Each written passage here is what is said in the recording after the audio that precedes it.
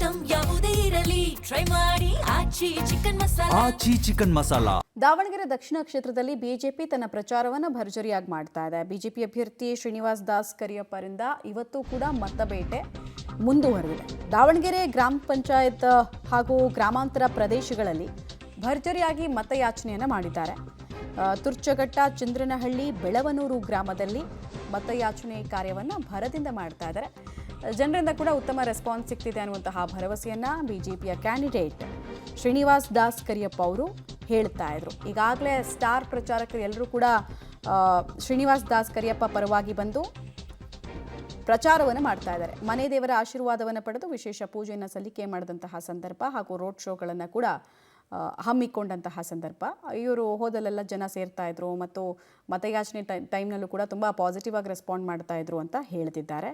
High voltage ಕಣವಾಗಿ ಬದಲಾಗಿರುವ Davanagere ದಕ್ಷಿಣ ಕ್ಷೇತ್ರದಲ್ಲಿ BJP ಅಭ್ಯರ್ಥಿಯಿಂದ ನಿರಂತರವಾಗಿ ಪ್ರಚಾರ ಕಾರ್ಯಕ್ರಮಗಳು ನಡೀತಾ ಇದೆ.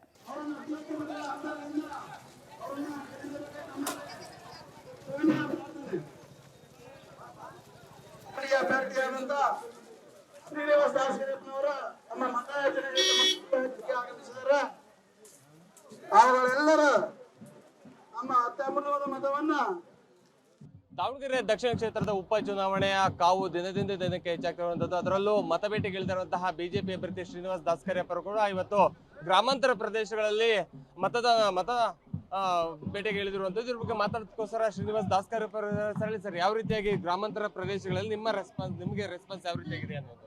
ಗ್ರಾಮಾಂತರ ಪ್ರದೇಶಗಳಲ್ಲಿ ಉತ್ತಮವಾಗಿರ್ತಕ್ಕಂಥ ಸ್ಪಂದನೆಯನ್ನು ಮತದಾರರು ಕೊಡ್ತಾ ಇದ್ದಾರೆ. ಮನೆಗಳಿಗೆ ಹೋದಂಥ ಸಂದರ್ಭದಲ್ಲಿ ಮತಯಾಚನೆ ಮಾಡುವಂಥ ಸಂದರ್ಭದಲ್ಲಿ ನಾವು ನಿಮ್ಮ ಜೊತೆಗಿದ್ದೇವೆ. ಈ ಬಾರಿ ನಾವು ಭಾರತೀಯ ಜನತಾ ಪಾರ್ಟಿಗೆ ಕಮಲದ ಗುರುತಿಗೆ ಹಾಕ್ತೇವೆ. ಯಾಕಂತ ಹೇಳಿದರೆ ದುರಾಡಳಿತ ಕಾಂಗ್ರೆಸ್ ಸರ್ಕಾರದ ವಿರುದ್ಧ ಅವರು ರೋಸಿ ಹೋಗಿದ್ದೀವಿ. ಈ ಬಾರಿ ಭಾರತೀಯ ಜನತಾ ಪಾರ್ಟಿಗೆ ಮತವನ್ನು ಹಾಕ್ತೇವೆ ಅಂತ ಹೇಳ್ತಾ ಇದ್ದಾರೆ ಮತದಾರರು. ಇವತ್ತು ಕೂಡ ರಾಜ್ಯ ನಾಯಕರು ಕೂಡ ಬಂದು ಆಗಮಿಸಿ ನಿಮ್ಮ ಪರವಾಗಿ ಪ್ರಚಾರ ಮಾಡ್ತಾರೆ. ಯಾರ್ಯಾರು ಬರ್ತಾರೆ ಅನ್ನೋದು? ನಿನ್ನೆ ಯಡಿಯೂರಪ್ಪನವರು, ಬೊಮ್ಮಾಯಿ ಅವರು, ಅದೇ ರೀತಿ ಸಿ ಪಾಟೀಲ್ರವರು ಎಲ್ಲರೂ ಕೂಡ ಆಗಮಿಸಿದರು. ಇವತ್ತು ಶ್ರೀರಾಮುಲು ಅವರು, ಅರವಿಂದ್ ಲಿಂಬಾವಳಿ ಅವರು ಮತ್ತು ನಾಳೆ ವಿಜೇಂದ್ರ ಅವರು, ಕುಮಾರಸ್ವಾಮಿ ಅವರು ಎಲ್ಲರೂ ಕೂಡ ಆಗಮಿಸಿದ್ದಾರೆ. ಪ್ರಮುಖವಾಗಿ ದಾವಣಗೆರೆ ದಕ್ಷಿಣ ಕ್ಷೇತ್ರದಲ್ಲಿ ಅಭಿವೃದ್ಧಿ ಶೂನ್ಯ ಆಗಿದೆ ಅನ್ನುವಂಥ ಒಂದು ಆರೋಪ ಇದೆ. ಅದು ಸರಿಯಾಗಿದೆ ಸರ್? ಆ ಒಂದು ಚಿಂತನೆಯನ್ನು ಮತದಾರರು ಇಟ್ಕೊಂಡೇ ನನಗೆ ಹೋದಂಥ ಸಂದರ್ಭದಲ್ಲಿ ಹೇಳ್ತಾರೆ. ಪ್ರತಿಯೊಬ್ಬರು ಮತದಾರರು ಅಭಿವೃದ್ಧಿ ಶೂನ್ಯ ಆಗಿರೋದ್ರಿಂದ ಈ ಬಾರಿ ಭಾರತೀಯ ಜನತಾ ಪಾರ್ಟಿ ಮತ ಕೊಡ್ತಿದ್ದಾರೆ. ಅಂದ್ರೆ ಈ ಬಾರಿ ಬದಲಾವಣೆ ಬಯಸ್ತಾ ಇದ್ದಾರೆ ಸರ್ ಪ್ರತಿಯೊಬ್ಬ ಮತದಾರರು ಕೂಡ. ಈಗಾಗಲೇ ಅವ್ರ ತಲೆಯಲ್ಲಿದೆ ಈ ಬಾರಿ ಜನತಾ ಪಾರ್ಟಿ, ಭಾರತೀಯ ಜನತಾ ಪಾರ್ಟಿ ಅಂತ. ಯಾವ ರೀತಿಯಾಗಿ ರೆಸ್ಪಾನ್ಸ್ ಇದೆ ಸರ್? ಪ್ರತಿ ಹಳ್ಳಿಗೂ ಹೋಗ್ತಾ ಇದ್ದೀರಿ, ಯಾವ ರೀತಿಯಾಗಿ ರೆಸ್ಪಾನ್ಸ್ ಇದೆ ಅನ್ನುವಂಥದ್ದು? ಹಿಂದೆಂದೂ ಇಲ್ದೇ ಇರ್ತಕ್ಕಂಥ ಒಂದು ಮತದಾರರು ಪ್ರತಿಕ್ರಿಯೆ ಸ್ಪಂದನೆ ನೋಡಿದರೆ ನಿಜವಾಗ್ಲೂ ನಾನು ಆಭಾರಿಯಾಗಿದ್ದೇನೆ.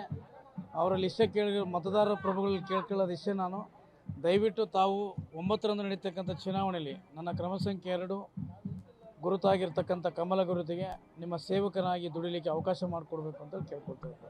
ಇದಿಷ್ಟು ಬಿಜೆಪಿ ಅಭ್ಯರ್ಥಿ ಶ್ರೀನಿವಾಸ್ ದಾಸ್ ಕರಿಯಪ್ಪ ಅವರು ಮಾತಾಗಿರುವಂಥದ್ದು. ಈ ಬಾರಿ ದಕ್ಷಿಣ ಕ್ಷೇತ್ರದಲ್ಲಿ ಕಮಲವನ್ನು ಅರಳಿಸಿ ಅನ್ನುವಂತಹ ಒಂದು ವಿಶ್ವಾಸವನ್ನು ಕೂಡ ವ್ಯಕ್ತಪಡಿಸ್ತಾ ಇರುವಂಥದ್ದು. ಕ್ಯಾಮರಾ ಪರ್ಸನ್ ರಮೇಶ್ ಜೊತೆ ಪುನೀತ್ ತಾಪ್ತಿ, ಪಬ್ಲಿಕ್ ಟಿವಿ, ದಾವಣಗೆರೆ.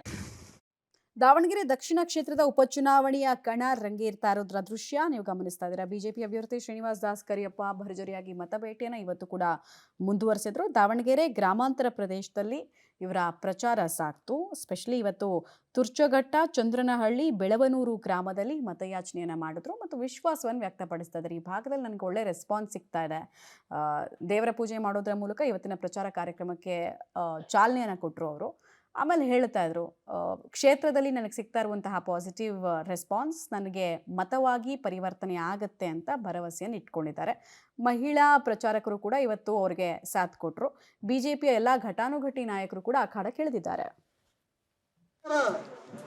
ನಮ್ಮ ಅತ್ಯಮೂಲ್ಯವಾದ ಮತವನ್ನ ಭಾರತೀಯ ಜನತಾ ಪಾರ್ಟಿಗೆ